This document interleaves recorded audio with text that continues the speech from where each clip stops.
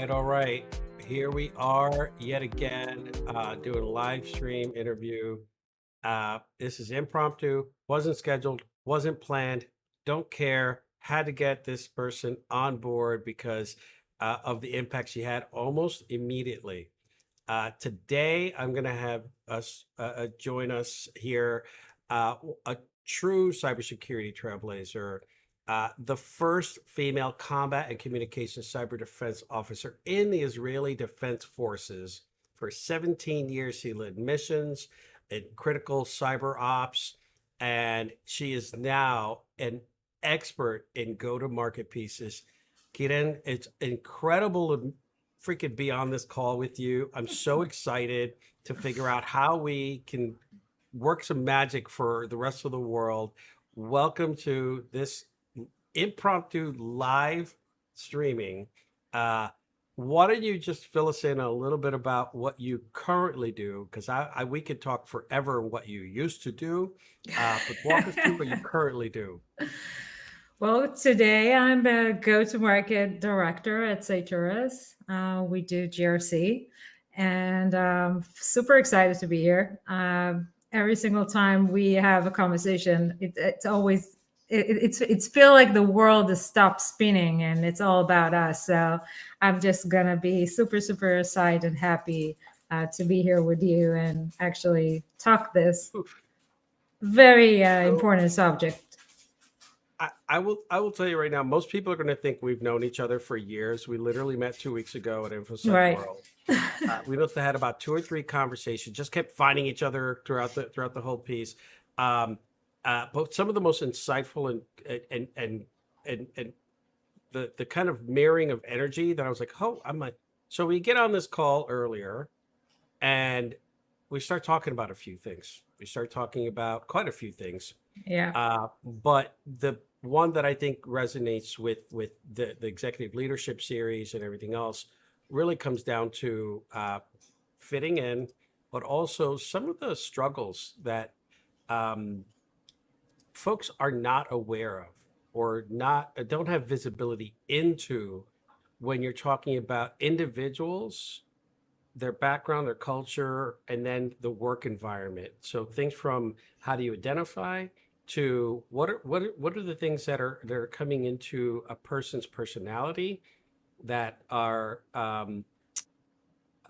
really key for leaders to understand when you're trying to develop a product or a business line or secure the front lines of what you do. So walk us through a little bit about some of what we started to talk about, and then you immediately said, we're going to need to do this. And I said, let's do this now. Yes. This is a hot topic. I think that the number one rule as a leader is to understand that you don't understand. That's the number one. I think that we always try to put things in boxes and kind of think that everything fits in this box or that box, but there's so many people that don't fit in any box or fit in multiple boxes. And I think that that is where we kind of stopped the conversation and said, okay, we got to record this. Let's do this. I think that's the key. And it all started from my personal journey. I was born and raised in Israel, coming from a foreigner family. My parents are from Spain, Barcelona. They came to Israel, and I was a foreigner in Israel, and I'm a foreigner again here in the US now that I moved here 5 years ago. And I remember when I started to apply to jobs and then to green card, and every single time I came to this like place that I needed to check myself in a box of what is my race, or just to kind of like try to fit in that, am I white, am I, what, where do I fit? Like, before, I never had to even think about that is a thing that is preserved to the US and the US culture, which I appreciate. I appreciate the desire to identify if you're a minority, but then I feel like I always saw myself as a white person, And then all of a sudden, when I do mark that, white piece, but wait, I'm not really white, I'm brown, and I'm not really, also my race is Jewish. Jewish is a race. Most people think it's just a religion, but you get to be Jewish by your ancestries, which means that you have to have a mother that is Jewish, which is a race. So I'm like, I don't have a checkbox here that I can put myself in. And that was like the first time that I actually kind of like, wait, I don't fit in any of the checkboxes. So what box am I in? And why do I need to put myself in a box? And I think that that's the one motive that my entire career, professionally, my entire life has always, Right. been about me not being in any box. I don't really fit to any box. So what do you do when you don't fit into any box? And what do leaders do when you are their employee and you don't fit in any box? So it's kind of like that debate. Yeah. And I love this. I love this because what I didn't tell you when we were talking was, so you already know I'm Hispanic, and there's two things that trigger me on some applications. Number one is when they prompt you, what your race is, and I'm excited to see Hispanic or whatever, some variant is there, but then they ask you again, are you Hispanic? And Yeah. I'm like, didn't I you just never ask? understood that part. Yeah. Right? And then the other, that one I'm okay with. I'm like, all right, fine. Let me check this box. Yes, I am. But the one that really bothers me is when they have it broken down and they don't have Hispanic on the list, and then I cringe where the only option that fits is white. And I'll call it out. I mean, it's just, and not every application, I rarely see it, but I'm like, none of these, I guess I'm white, right? And it's like that acceptance of, wait, I may act white, I don't have an accent, this, that, and the other, but I'm freaking Hispanic. I'm 52% European Spanish, Spain, Portugal, and Basque, and I'm 23% indigenous Puerto Rican, born in Puerto Rico, and then a mix of everything else in between, right?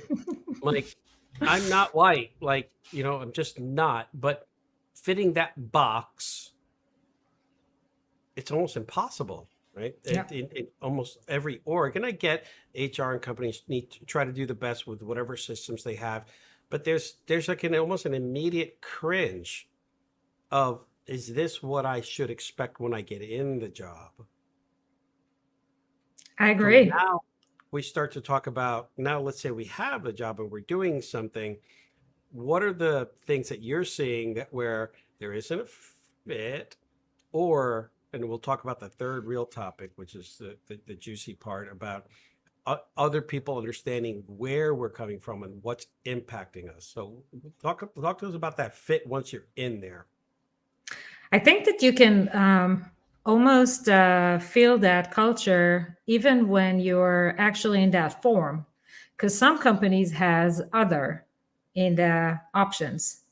And I think that's the first indicator of, trying to understand that there's multiple boxes that are not maybe necessarily just fitting into any of those categories. So that gives you the privilege. The question that we need to ask ourselves is, if this is where we start with, right? If the thing that visually we see is where we start with, and there's the immediate impact of being a female, being a foreigner, being a brown person in perception, but then a white person in my state of mind. What does that mean when you engage with me? And if you're a leader, and if you're a leader in our space, which is cybersecurity, you're 98% of the cases you're going to be a female, you're going to be a male, sorry, a white male, right? In let's say 78% of the cases you're going to be a white male. Now let's start from there. first of all, even if you are open-minded and you want to accept, that you are lacking the understanding of my perception, or just the lack of understanding of my perspective, which is what you're trying to seek as a leader. You always try to understand the perspective of your employees and how you can impact them to be more effective and more engaging and more operational fit and excellence and so on and so on.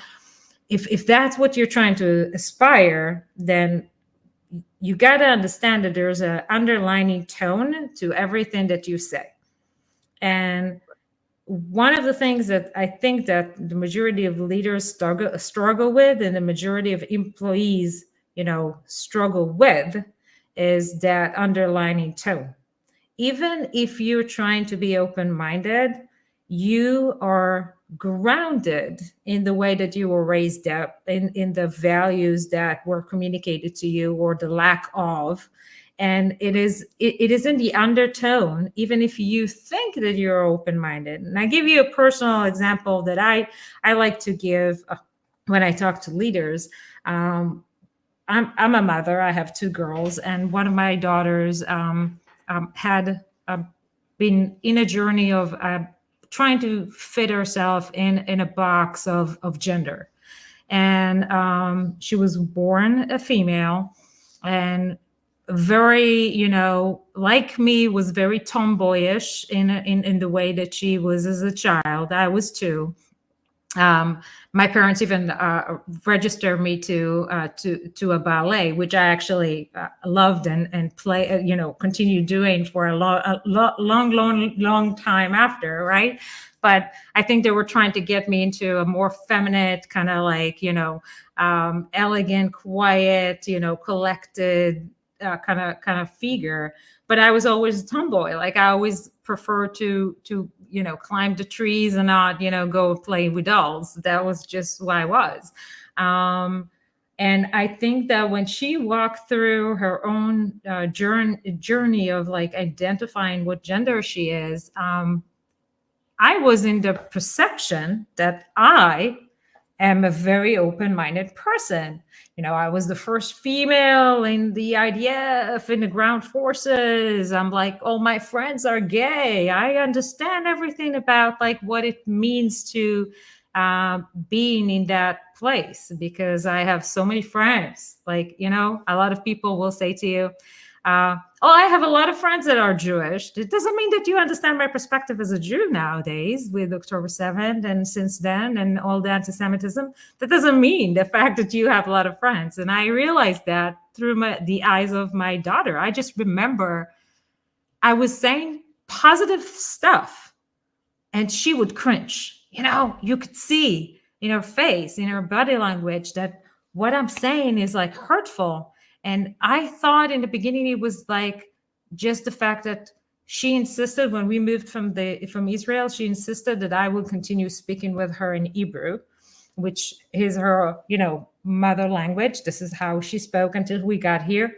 But she actually been here for 5 years, and now she dreams, she writes, she's a poet, so she writes in English. So I thought it's the gap of, language. Maybe it's because I'm not communicating that in English. And I was like, you know what? I'm going to try and say the same thing in English. And she still cringed. And I was like, what the hell is going on? What am I doing wrong? I'm the open-minded kind of person, right? And it took a while. It took me a couple of months to understand that there is an underlining tone to all my messages that I did not catch.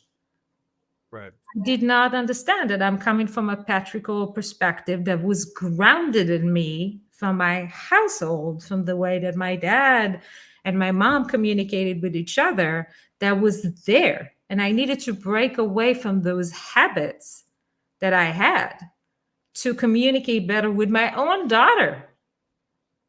So that was just a wake-up call for me to understand that there's what I don't know. Yeah. Wow. Okay. The fact that we only scheduled 30 minutes for this really pisses me off, but that's okay. We'll do it. Wow. Um, my gears are spinning. I'm going to try to see if I can just dwindle it down to the next piece that I want to follow up with. Um, Reframing and kind of doing that work of, you think you're sending your daughter the right message in a caring kind of, it's a positive piece, but it could be the delivery, it could be the tone, it could be the timing, it could be everything else. All of these things as a leader of your house, of your job, of your business are the things that we constantly have to revisit, right? I've gone through this whole introspective piece for the last decade and everything else. And I've realized I'm like, and I've apologized to family and colleagues. I'm like, you know what? I'm being a dick and I sound like it, right? If you could record everything you've ever said and listen back to it, you'd be like, ooh, right? My tone, sometimes a lot of folks that I talk to on video or otherwise will be like, Mel, you okay? I'm like, yeah, no, I'm fine. I'm just listening. They're like, you've got resting bitch face. And I'm like, yes, I do. I do. Because if when I'm really intrigued, like my facial features just drop and it looks like I'm angry, which is why in public I have to exercise every mental and physical piece to just be smiling. Because if I'm listening, then I just look like an angry Puerto Rican, right? And then Oh, it's that string. Yeah. right, like I like and you know the thing that I love about this is these are the kind of things that we need to do as leaders, as people, or otherwise, to make sure we understand. And this is a huge topic that I chisel through cultural diversity. And I'm not talking about hiring the diversity piece. I'm like your existing team has a cultural diversity that may or may not have been influenced by where they've come from, their parents, and their environment. So understanding that there is going to be cultural diversity, understanding why somebody's tone may come across a little direct and not just be on the defensive, because the tone that you take with someone, Right. right? And saying, and maybe helping them recalibrate. So I love that because the boxes that we think we fit in, right? We immediately start to create shields around them to say, don't intrude, right? I don't like your tone. You're Right. getting too loud. Mel, you speak too fast. I'm like, get over it. I'm like, it's who I am. What do you want me to do? Right? Code switch on you and be like, Karen, I think this is a really great conversation that we're having. And I've Oh, really now liked I'm it. freaked out. Am I going to be like charged in the end of this, like $500 for like a psychiatrist like session? What's No, I going on? love it. No, Don't. it's not. No, No, no. I should be paying you. So, but the best thing about it is what I love about this is that you have the ability to be able to kind of identify it, right? So one is seeing the things that may trigger someone. Two is identifying that there is a communication gap, right? And piece. That's what we need to do from making sure that everybody's included or You know, understand. it is so important. And I think it all starts with, I think that we're all lacking in listening capabilities. And I think that we, especially now that the majority, at least of my colleagues, are working remotely, I can say that one of the things that we have to remember is that people give us communication without words. And what made the difference for me is actually looking, yeah, exactly. Mel is really good at giving communication without words. So the communication without words can be very subtle, like it could be very, very small, but it is there. Like if you actually look at the faces of the people that you communicate instead of looking at your own picture on Zoom, then you will see the facial expression. You will see the movement in the body. If someone is starting the conversation like this and all of a sudden is like this, you indicate immediately that you got his attention, you grabbed his attention, now he's listening. If he's back again, like you done something wrong. If someone is giving you a facial expression, the jaw is already clutched, you can see those things, you just need to look for them. especially when you're having sensitive conversations with your, with your employees, and with your peers. That's the place that we lose that listening capability. We do that with our customers very well. Like, it's part of our sales enablement, it's part of our, service enablement, and we do it very well with our customers because we understand that it's not about us, it's about them.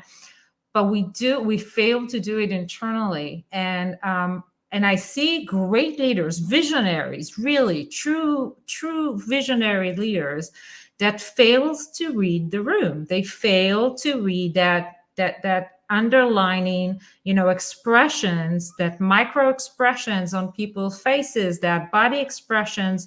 And sometimes you can see it. All the females in the Zoom call are all of a sudden they're crunching, and you can see that something is off. You immediately can spot it.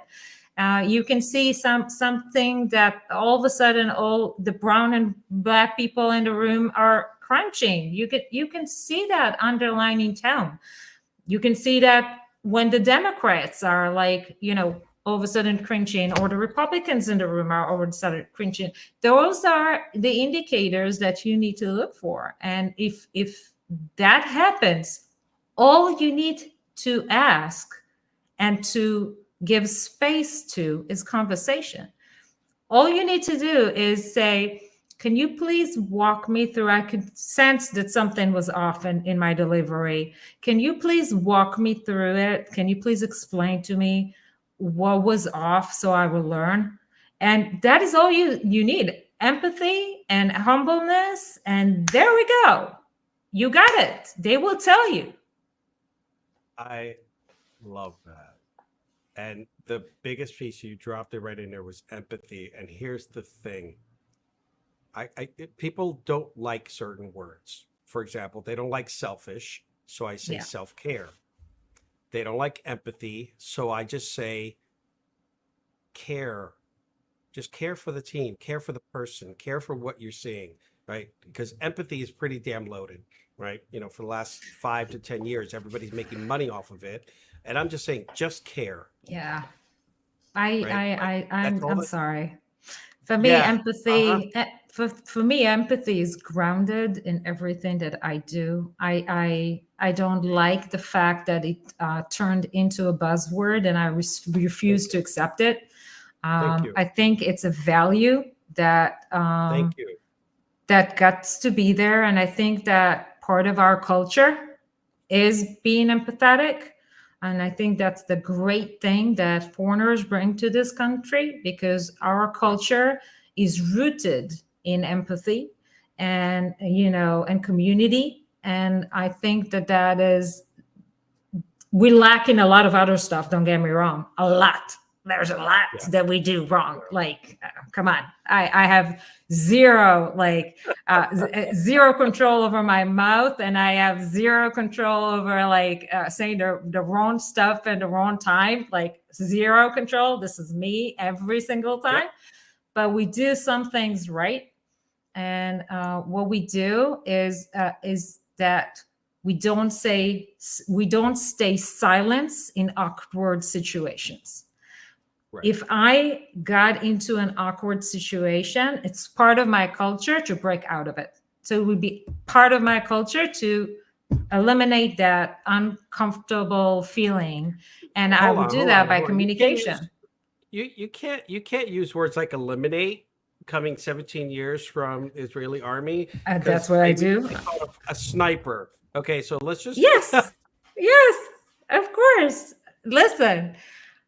You can take the girl out of the army, but you can't take the army out of the girl. That's what happens. Like, I love this. It is so funny because, my kids makes fun of me. Is like, oh, the officer is in town. Got it. Okay. It's part of who you are. Like, it's part of my identity. It's like, try to take the Jewish side, or try to take the fact that I'm a foreigner. I can't. Like, military is part of my life. Everything is divided to 3. I just wanted it to be memorialized in the internet that I'm afraid of you. That's it, So we're going to have a whole nother episode on microaggressions and reading people and reading the room and reading the floor, because that alone could be an hour. Because I want to take on this last piece that we were starting to talk about, and it's going a little bit deeper, right? It's going a little bit deeper because I've had this conversation with colleagues of mine who happen to be Black and women, and then we had this conversation on being brown and being a woman, and then the weight and the pressure of being a mother, a woman, a leader, and Black or brown. And that to me is one of the most underspoken pieces that I've seen.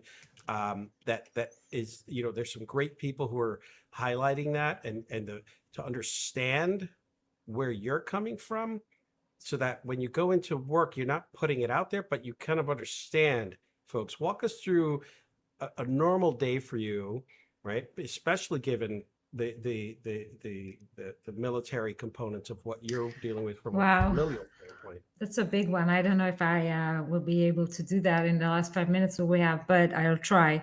I must say that was my biggest blind spot for years. I came from a very interesting household. My dad is a genius, and he was always empowering me to understand that the fact that I'm a female shouldn't limit me in anything. I can do whatever I can, whatever I want, that I have capabilities that, are outstanding. And I never felt limited. But in the same breath, my father was not acting the same way to my mother. My mother was an average Joe. She was a nurse in a psychiatric hospital.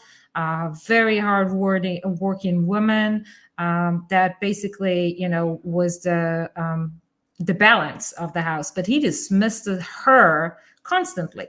So empowering me from one side, canceling her and her voice every single opportunity he gets, especially when he was drinking. And he's a Spanish man, which means he was drinking almost every day. Red wine. He wasn't an alcoholic, but still drinking every day, which means that came often, that vulgarity, kind of attitude towards my mom. So that disconnections of attitude, like empowering dad, but canceling to his wife, stayed there. And I, although didn't see myself as limited in any way, also had a very patriarchal point of view on females. So the fact that I was the first female in combat, I didn't understand that this is an opportunity to open the doors to other females and to express what was not fitted in this image.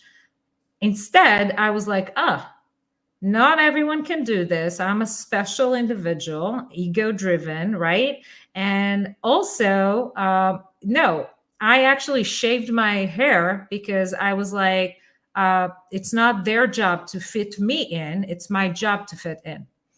And that's just one indicator, right? Because it's a visual thing. People do understand the visual better than the emotional aspect. And I think that, coming into those rooms of the soldiers and seeing, because I was bolded, G.I. Jane, posters with my name on top of it, like a sexual being, right? And I accepted it. I saw it as a compliment, right? I didn't see it as something sexist, but it was there all the time, right? And now, in retrospective, again, through my daughters, through the eyes of, understanding there's something broken inside, there was a awakening moment that made me understand that it is up to us, the females that got the chair, to demand that the chair will change for the women that comes after us. And a lot of the time, we just appreciate that the chair is there, and we don't demand the changes that needs to happen. And it's the responsibilities of the men that gives you the chair to make sure that the next chair that they give will be better fitted for the next female, and not just, I gave her a chair, so this is my check mark, and that's it. I'm checking boxes, right? Wow. Wow. Wow. We only have a couple of seconds left, but just the whole, chair at the table thing. Colleague of mine says, if you're not going to give me a chair at the table, I'll build my own table. Right. I love that. I love the understanding. We're gonna have to do a follow up. We do, right? And it'd probably be like a marathon one that we can run. Thank you so much for hopping on. There's so many more topics that we could talk about, Kieran. And I will say this has been one of the best levels of communication and a lot of topics that I've had in a long time. So thank you. Stay awesome. And I hope that everybody catches this on reruns or otherwise. But any final words you want to say to the masses? That I love you and thank you for giving me this opportunity. Mel is the best. Thank you. You're the best. Can't wait to learn more about what you do and where you're doing it. So hold on. I'm going to give you, let's see if it'll do it. No, I guess my hearts don't show up, but No. stay awesome. And let's figure out how we continue to do this and move forward and get some more really great conversations going. Have a great day. You Thank you, too. Bye everyone. bye.